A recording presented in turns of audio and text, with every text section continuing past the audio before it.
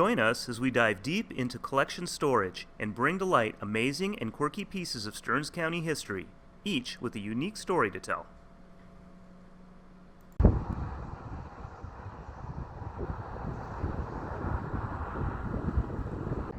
So here we are standing on the corner of 33rd and what used to be Cooper Avenue in St. Cloud, Minnesota. Behind us is the Electrolux building, what was until this past November, the Electrolux building. It's quiet now, but for the last 100 years, this was one of the busiest places in St. Cloud.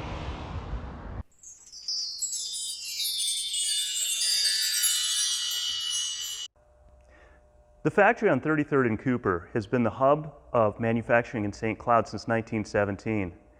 It finally closed its doors for good in November of 2019. This freezer was the last object, the last product to roll off its assembly line. And this is the first product to come off the assembly line at that factory. This is the Pan 250 from 1917. So named because they built 250 of this model. At this point, this is the only known surviving Pan 250. The facility that became Electrolux was originally constructed in 1917 by Samuel C. Pandolfo in his quest to build the perfect car. It may not have been perfect, but it was a mighty good one, although only 735 were finished before he was forced to close up shop.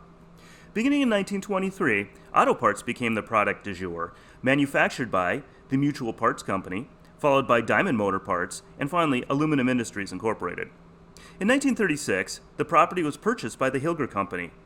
They made automotive frost shields and floor sanders before selling the buildings to Minneapolis-based Shargale Company. Shargale landed several major government contracts during the war. Shargale was also the first major manufacturer in St. Cloud to welcome large numbers of women to the workforce, mostly working as riveters. The product that they were riveting was the C-46 Commando, the largest twin-engine transport in the U.S. inventory at that time.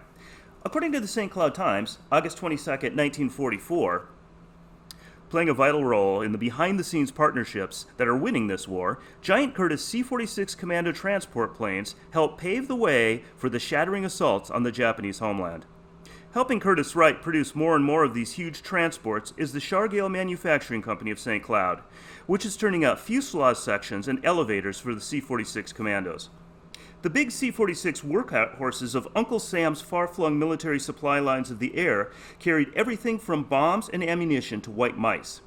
Needed in a hurry for vital medical research, the little animals displaced a major on one of the rockpile hops.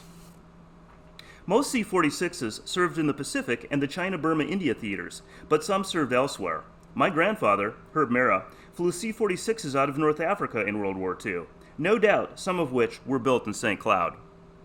As the war ended, Shargale consolidated operations to its Minneapolis facility, and the factory changed ownership once again, this time becoming the Franklin Transformer Manufacturing Company.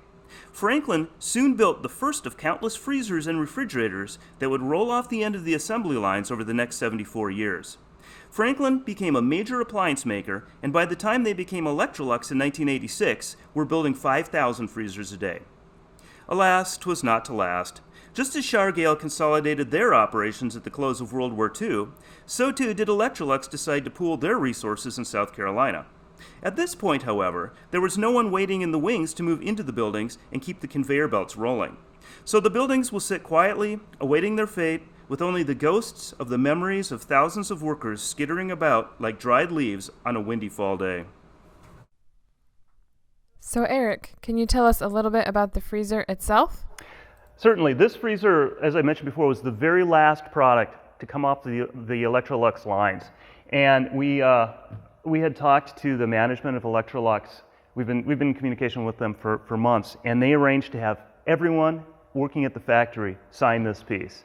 So, and then donated it to the museum. So we have an amazing piece of Stearns County and St. Cloud history here that, granted, it just came from November of 2019, but is going to go down in history probably as one of our most important pieces.